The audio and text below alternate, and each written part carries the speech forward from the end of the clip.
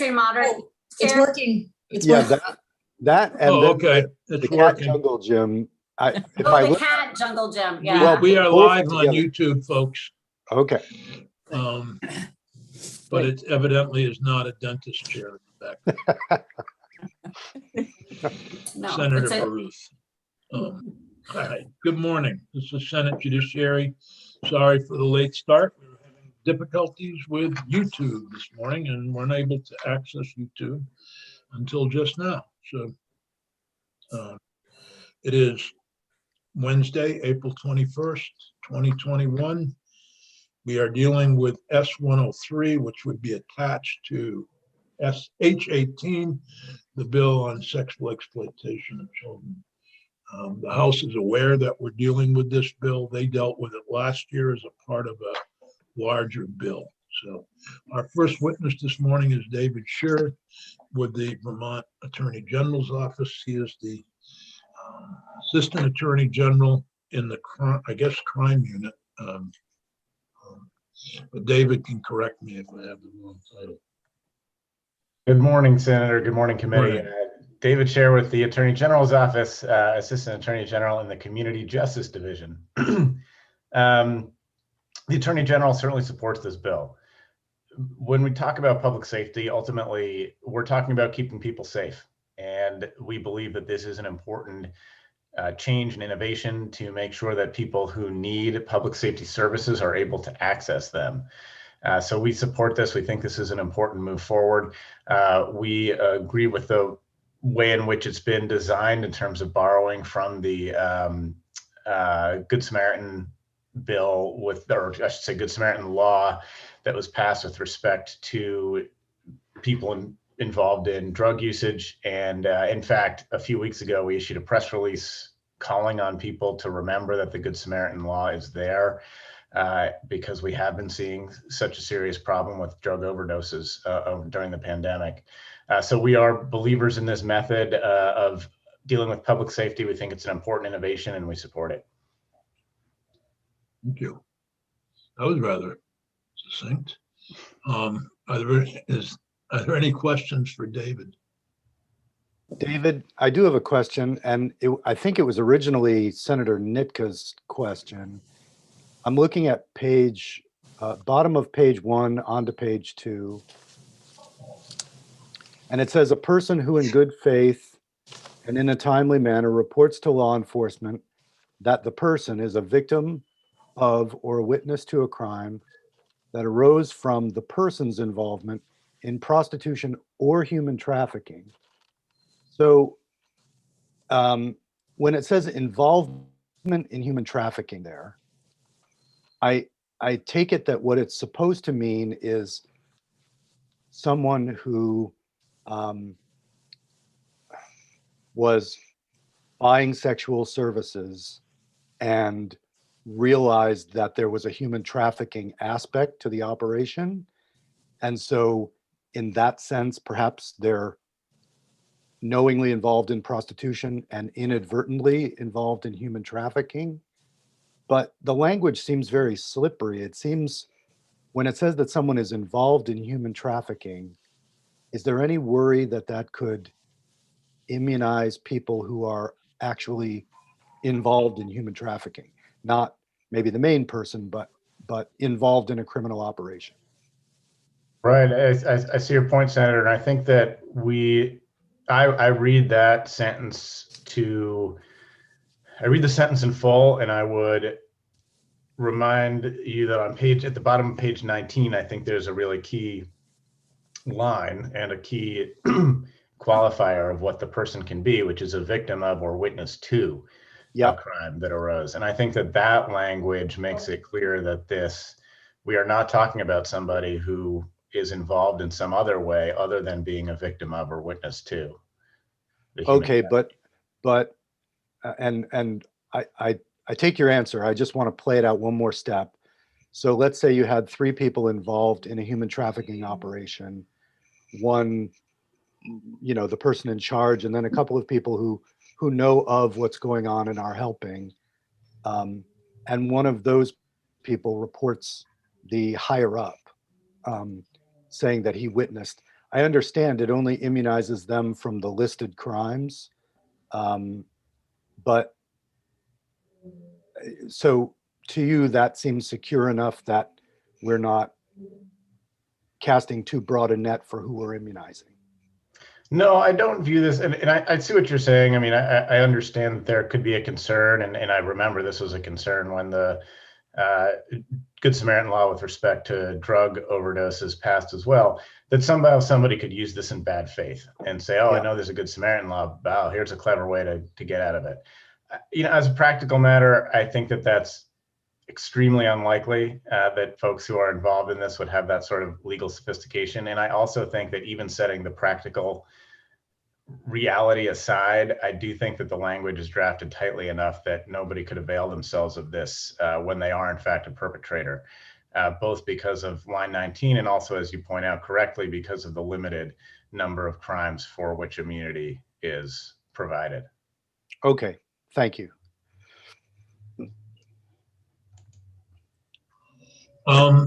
Actually, I want to make sure this does work for somebody,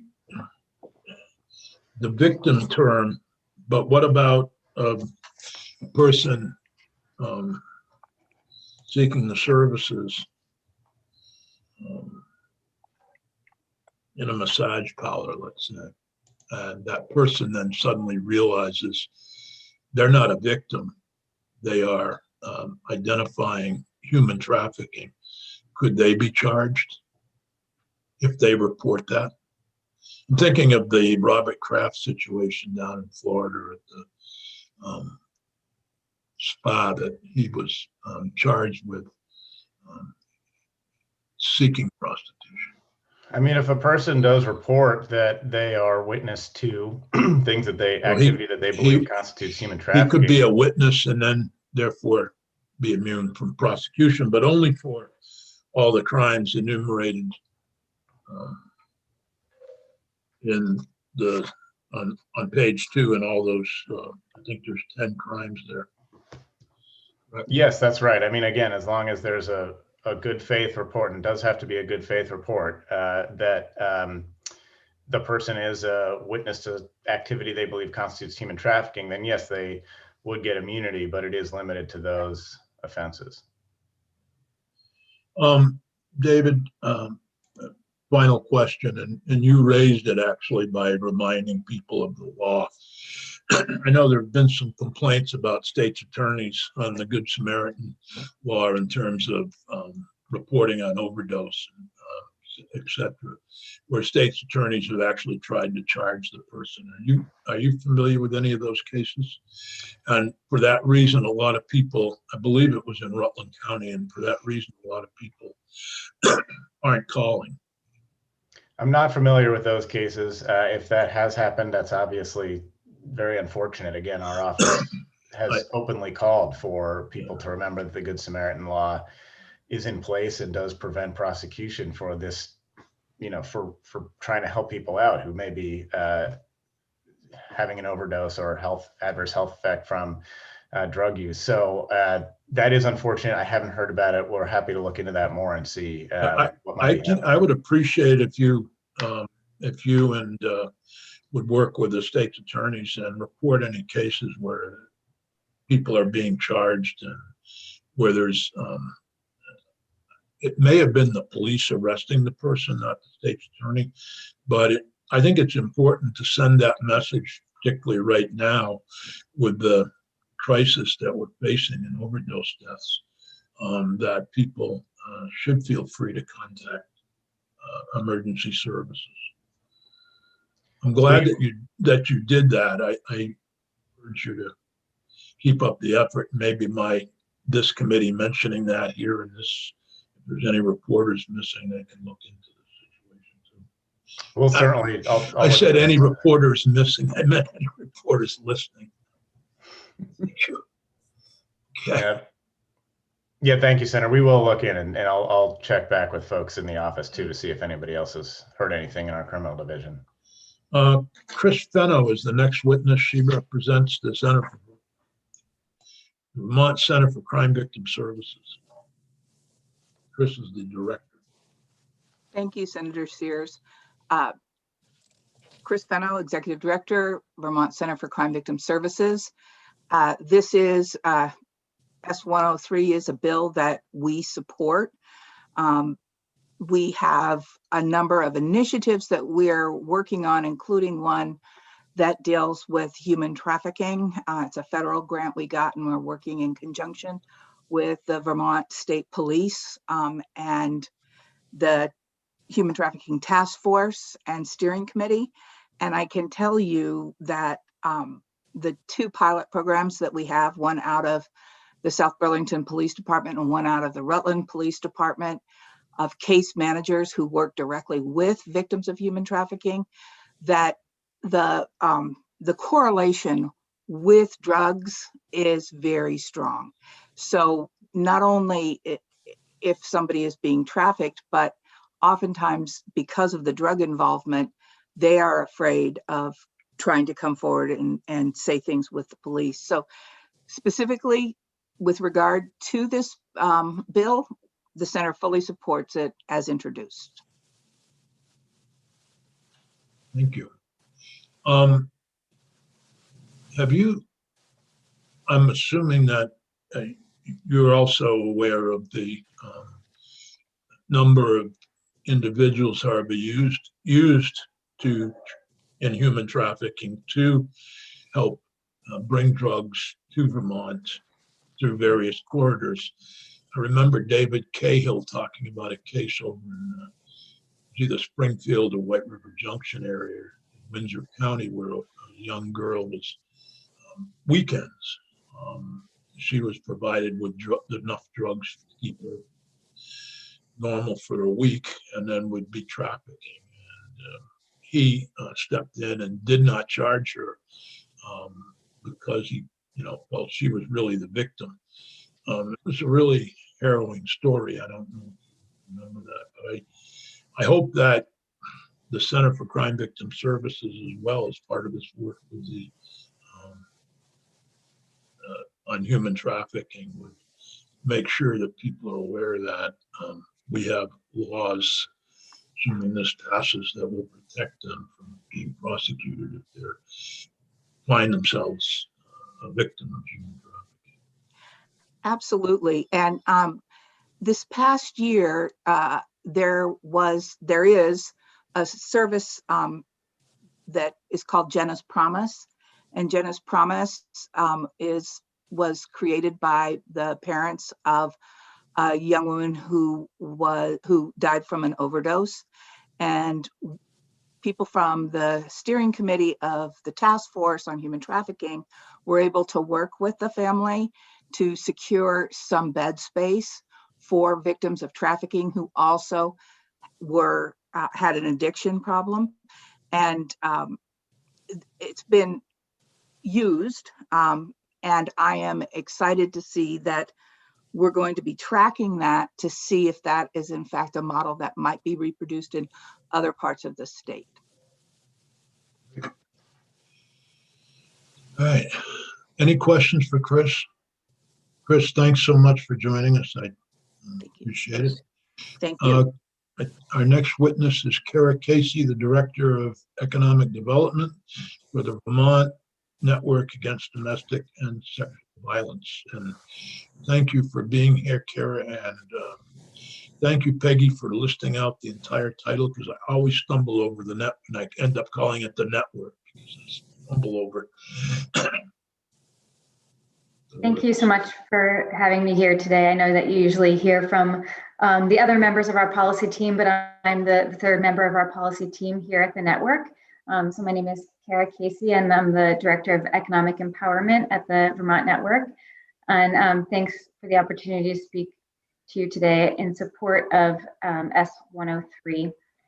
As you may know, in 2019, the Act 32 directed the AG's office, the network, and the center to take a look at and make recommendations on modernization of the state's current prostitution and human trafficking laws. And the consensus of that group came to was a recommendation that the state adopt a Good Samaritan law similar to California's SB 233 and the immunity from liability and our overdose prevention law. So we see this bill largely as a victim safety and anti-trafficking bill. The immunity from liability is an important step in ensuring that if someone experiences or witnesses a crime, especially a violent crime, they're able to seek support and justice without fear of being prosecuted for engaging in prostitution. And furthermore, as Chris said, the immunity from liability for the drug crimes is also really important. The network believes that when crafting policy, we should listen to those that are most impacted. And we've seen both in Vermont and nationally, those engaged in trafficking, victims of trafficking, and those engaged in sex work are particularly vulnerable to sexual and physical violence. And we've seen them advocate for policy change in order to increase their safety. And we feel like this policy aims to reduce the harm of those who are reluctant to go to the police because of potential arrest. And so we support this language, and we feel like the language, because it does not provide immunity from human trafficking, we feel comfortable with that. And we feel like that it may protect the lives of people that are experiencing trafficking. So we want to thank you for taking up this bill, and we support it. Great, thank you. Questions for Kara? Senator Bruce, did you? I didn't have a question for Kara, but I do have another question for, is Michelle? Yeah. Yep, Michelle? she's here. I am just looking at the language again, and this is bottom of the first page. It says, a person who in good faith and in a timely manner reports to law enforcement that the person is a victim of or a witness to a crime that arose from the person's involvement in prostitution or human trafficking. As I read it now, and I might be just overthinking it, but it seems like on its face, it says that the crime would have to arise from that person's involvement in prostitution or human trafficking, rather than the spectrum of crimes they might witness while they were there for that. Does that make sense? So in other words, let's say they witness an assault of one person on another while they're there. So they witness somebody get beaten up or killed or whatever. That crime didn't arise from their involvement in prostitution. Their involvement in prostitution allowed them to witness the crime. Does that make sense? I think I understand what you're saying, but is the reason why the person is there because of prostitution or human trafficking? Yes, but that's Then I not would say, that's not what the language says, though. The language says that the crime has to arise from their involvement in it. well, I think if you're talking about a client who has met a sex worker at a motel or something, and Yep. and then witnesses something just in the parking lot or something like that, I think that covers that, because it's kind of, and the person is in that location and able to see the alleged crime is because of them engaging in prostitution. No, and that's how I understand the intent of the language to be. But it seems as it's written, it's limiting it to crimes. On its face, it says that arise from that person's involvement in prostitution, and a murder that happens elsewhere in the building that they witness doesn't arise from their involvement in prostitution. Their involvement in prostitution allows them to witness that unrelated crime. I mean, if it doesn't bother anybody else. I just don't see the distinction. I hear what you're saying. It doesn't concern me. I don't know. Okay. If the other witnesses have, and I can go back and double check that this mirrors exactly the phrasing in our existing law, which I heard has had any issues around the language or interpretation, but I'll double check. Yeah, and I understand everybody supports the bill as written, and I'm happy to do that. It's just when I read it, it seems as though it's casting an extremely narrow net when I read it that way. But anyway. I would say the reason why they're at the motel is because they're engaging someone for, for prostitution or something like that. And so I would consider that to be arising from the person's involvement. Okay. It does raise a question, Kara, maybe you know, or Michelle. Kara mentioned that this is modeled on California law. Have there been problems with the California law that anyone's aware of, or have we examined how that's impacted? I'm not aware of any, and I think it's also pretty new as well, though. So. Oh, okay. I haven't, I know that the nut of the idea, which came from the study group, was looking at California, but in terms of the language, I really just stuck with really mirroring the existing language that we have in statute in Title 18, because again, we haven't heard any issues with any problems with the language with regard to interpretation. So the concept is modeled after California, but I modeled the language specifically on our statutes.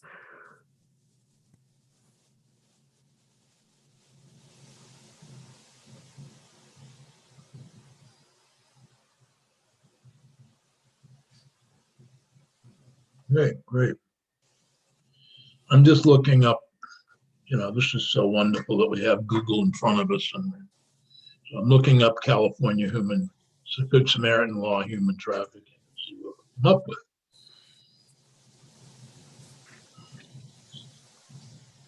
Nothing. Well, following through. Does California enforce it? If I could follow through. Yep, go ahead, Joe. On Philip's thought, right now, almost every one of our hotels is being used for low-income housing.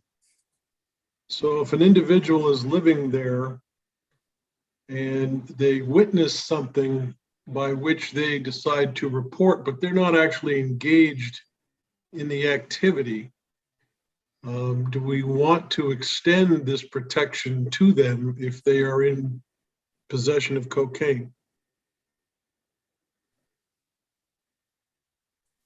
What? Okay, I'll try it again. Most of our hotels right now Are homeless shelters. providing homeless people with housing. If I'm living in one of those rooms and I witness something that is a crime involving human trafficking, and I call the police, and when they show up to interview me, I happen to be in possession of cocaine. If I understand Philip correctly, that is a broader application. If we protect them, this bill is in fact a narrow protection for only those people who were actually involved in the trafficking itself. Okay. And the question is, do we want to extend that protection for these 10 offenses? I don't know the answer to that. I'm just raising that as a thought. I don't know. I think it adds to the complexity of the bill. And wouldn't,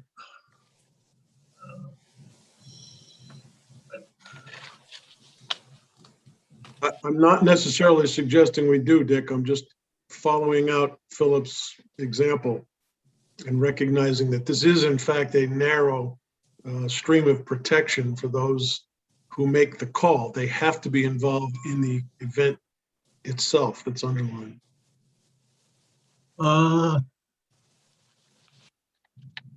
the person is a victim or a witness to a crime. That's the definition, right? Person Can I jump? Yep, go ahead. Can I jump in here? I was going to say, but I think Joe's focusing on the fact that the person has to be involved in prostitution or human trafficking. And then I just looked at the Good Samaritan for the overdose that we have. And it's not the same exact language, because in that, the person doesn't have to be involved in some other illegal offense. They're just seeing someone in their presence is overdosing and they call. So it is a little different. Why don't we hear from Marshall Paul and under Joe's. Thank you, and good morning. And actually, my comments on this bill were going very much to echo some of the points that are being made by Senator Baruth and Senator Benning, which is to say that we support this bill, but we see this actually as a very narrow bill and a bill that could be a lot broader. The way that this bill is written, it's going to have very, very, very limited application, and also offer very, very, very limited protection in the sense that, to begin with, it does not actually provide for immunity from very much. It provides immunity from the prostitution charge and the prohibited conduct charge. And then the rest of the charges are simple drug possession charges, which honestly are, I wouldn't say infrequently prosecuted, but are certainly more likely for someone to wind up with a referral to court diversion than to wind up with a full-blown prosecution. We're talking about simple possession. So really, what this bill does is it provides a very, very narrow immunity provision, allowing a very narrow class of people who are themselves involved with human trafficking or prosecution, and who, as a result of their involvement, see an offense that arises out of their involvement, are, if they report that offense, they are immune from prosecution for a very, very narrow range of misdemeanor offenses. So we're talking about something that has very narrow application in the first place. And honestly, my first reaction in considering subsection B was the same as Senator Benning's, which was that, in every human trafficking case, for every person that's involved in human trafficking, there are many, many, many, many more people who are witnesses to some part of that human trafficking organization, that human trafficking incident, who are not at all involved in human trafficking or prostitution, but are simply witnesses to it. It's hotel operators, it's people who work at hotels, it is people who stay at hotels, it's people who work in airports, it's people who, there's a wide variety of people who in one way or another may be witnesses to some piece of a human trafficking organization or incident, but themselves may not be involved in human trafficking or prostitution. But as we know, just about anybody may be possessing drugs. We know that simple drug possession is something that cuts across pretty much every socioeconomic and racial and class boundary. And so absolutely anybody might be dissuaded from reporting an offense because they are themselves at that moment possessing drugs. And so this really does limit and prevent people who very well may be witnesses to human trafficking from reporting it if that human trafficking does not arise from their involvement in human trafficking or prostitution. So we support it. We don't think this is a bad thing. We think that Good Samaritan laws in general are a good thing. Limitations on prosecution are in general a good thing, but we do think this is a very, very narrow law. And there's been, in the days of testimony about this, there's been a lot of hypotheticals, examples of cases that wouldn't actually fall under this law, because the examples that were given involved people who were not themselves involved in prostitution or human trafficking, or they involved offenses that didn't arise from prostitution or human trafficking. So I do think this is a very narrow law, but that said, we certainly support it. It's a small step, but small steps are still steps forward. Thank you, Marshall. Any questions? Thank you. All right, any other comments from any of the witnesses that are here on the testimony thus far? So we have a suggestion to broaden the bill. I think my purposes and what I've agreed to, broadening it would be something that we ought to come back to next year, and just pass H18, because I don't want to put, this is the end of the session, and if we go much further with it, I think we have to take a lot more testimony. But what's the committee's pleasure? I mean, I understand your point of view, Joe, and Marshall, and what you've raised, but I'm worried that when we go broader, we need to hear from the state's attorneys, we need to hear from other groups, and I don't, they're not represented here today. I don't know why, or maybe they just didn't call, whatever.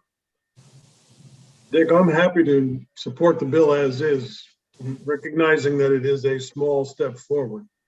But I agree with you completely that if we were going to attempt to broaden this, it's going to be a much bigger conversation. I agree too. Same here. Yeah, I'm thinking of one thing that we know is happening in this drug and human trafficking trade is firearms as well. That there are a lot of people who are asked to buy firearms that then get transported down to the source cities, and that's so that would mean, looking at that particular aspect as well.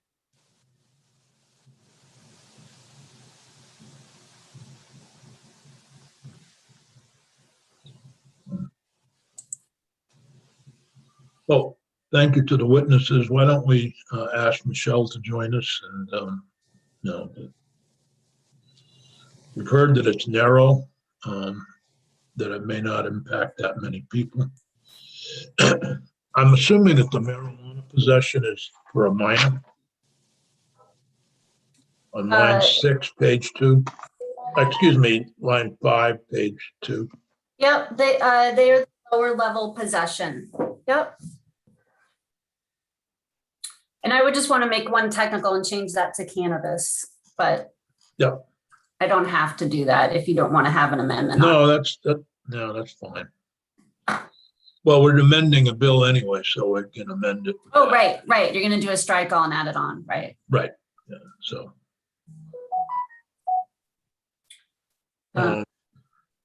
Anything else in there that we should think about?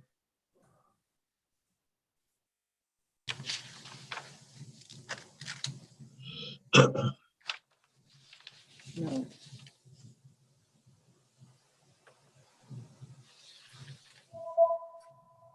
And the House Judiciary knows that you're taking this up and working on it. So I think this language passed the House last year. And so I think they're planning on taking some testimony on it next week. Okay. As long if you move it out of the Senate. So. So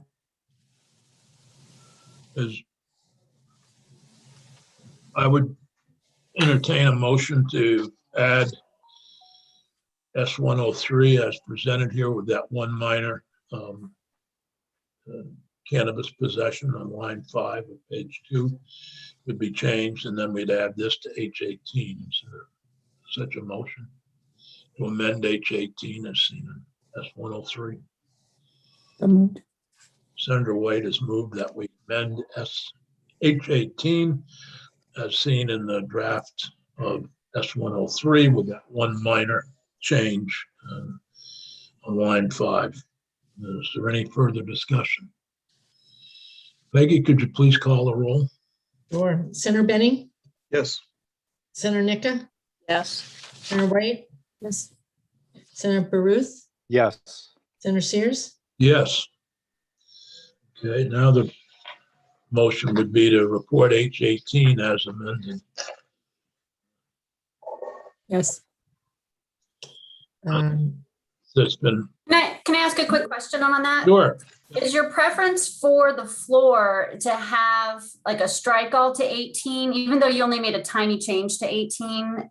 I had originally done it as an individual instance of amendment. It was a small change, but would you like to have all the language of everything in one place for purposes of the floor? Yeah, probably be easier for the report and for the committee, for the Senate to understand what we're doing here. Okay, I'll do that, and I can, and I'll send that to Peggy this morning.